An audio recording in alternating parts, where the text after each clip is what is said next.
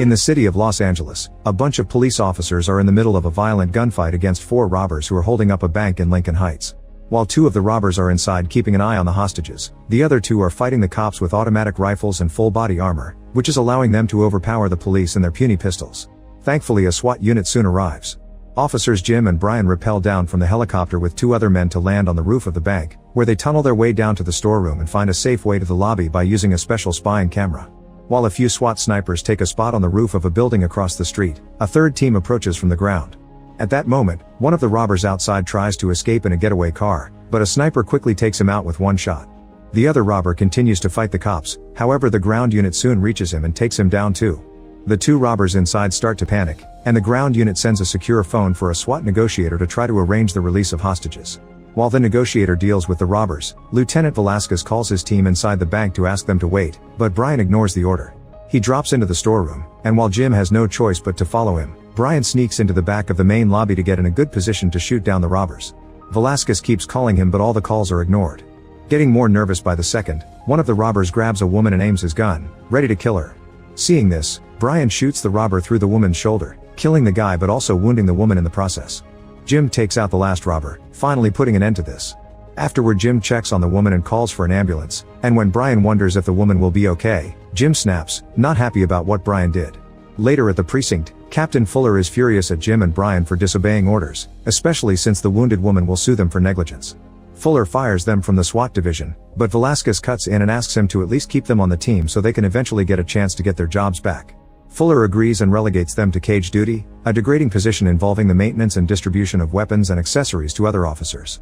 Brian is insulted and tells Fuller off, but this only makes it worse for himself and he storms off in anger.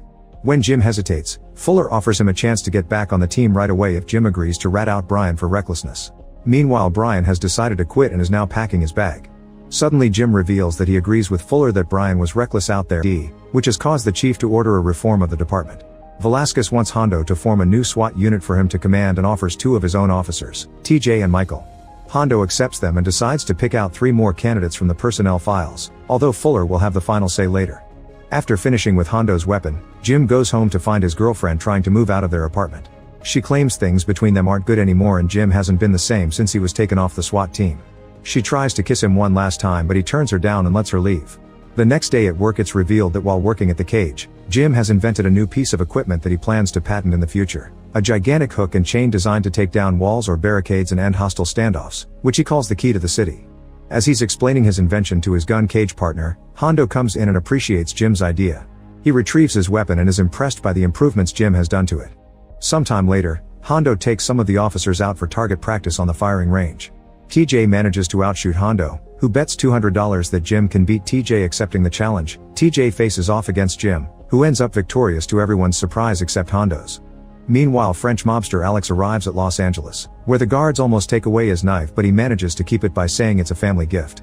After his men welcome him and give him a fake passport for later, Alex goes to visit his uncle at a local restaurant while pretending to be there as a birthday surprise. However, Alex actually knows his uncle has been stealing money from the family for a while, so after sharing a meal, Alex quickly kills his uncle with a knife. Then Alex leaves the restaurant alone in the car, and eventually he's pulled over by the cops for a broken taillight. Since the car belongs to Alex's uncle and there is an arrest warrant out for him, Alex gets arrested for questioning and verification of his identity. He tries to bribe the cops to get out of it to no avail, so Alex ends up in a cell.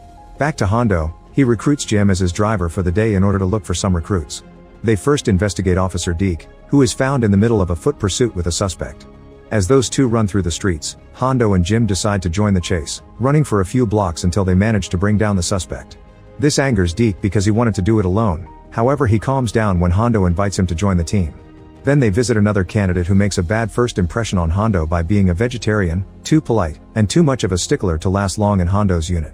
Next they move on to a Metro police officer named Chris, who has apparently applied and qualified several times for SWAT but keeps getting turned down because of several misconduct grievances from suspects filed with Internal Affairs.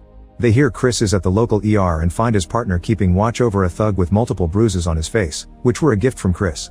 Hondo goes looking for the officer and discovers Chris is a woman, because Chris is short for Christina. This makes Hondo realize that Fuller probably kept Chris off the SWAT roster because of her gender and the misconduct complaints were an excuse, especially when Chris tells Hondo that most of the charges against her came from resisting violent male perps that couldn't deal with the fact that they were manhandled by a woman. Hondo likes her right away and offers her a position on his team. When their birthday party. Meanwhile, Alex tries hiring a lawyer, but there's nothing she can do for him, so soon he's transferred away. The next day, the team enjoys their time off.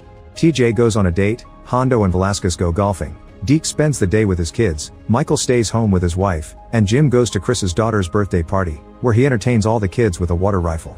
However, everyone gets their fun interrupted when they get an emergency call. There's a Polish hostage situation, where a man has barricaded himself in his house and is randomly firing a shotgun out the window. The man claims to have wired all the entrances with explosives, and while nobody believes that, Velasquez refuses to take the chance. Jim volunteers his key to the city invention, which they use to tear down the back wall of the house and neutralize the suspect, ending the standoff in seconds. Later at the sheriff's department, a deputy discovers some details about Alex's true identity. This information is sent to Velasquez, who asks Hondo's unit to intercept and escort the prison bus carrying Alex.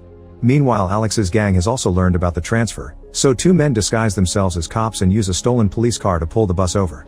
They then climb onto the bus and shoot the deputies before releasing Alex. When they're about to drive off, Hondo's team arrives and blocks the street, but the criminals respond by firing, so a shootout ensues. While civilians run away in panic, the team quickly shoots down all the fake cops, and when Alex tries to escape on the stolen police car, they shoot at it until it crashes and they recapture Alex.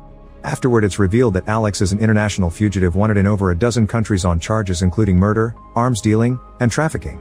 Reporters are following the case closely, so when he's being led to a holding cell, Alex uses the chance to face the cameras and offer $100 million as a reward for anyone who can break him out of jail.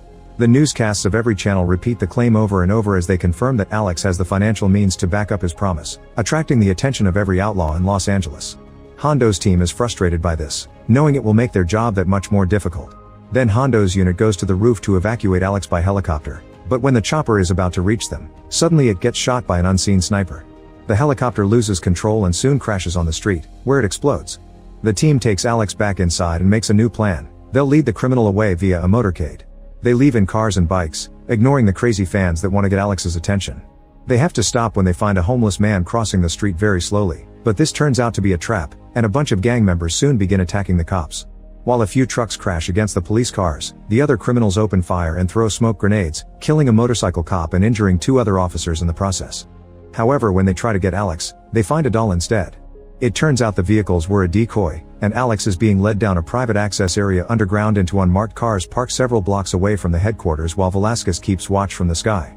For a few miles, Hondo's plan goes well, although Alex keeps insulting them and offering them money.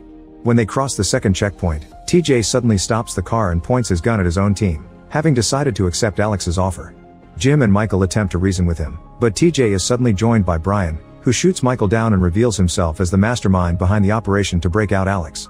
After handcuffing Jim to the car, TJ and Brian take Alex and flee into the subway. Soon the rest of the team arrives and rescues Jim while calling the paramedics to treat Michael.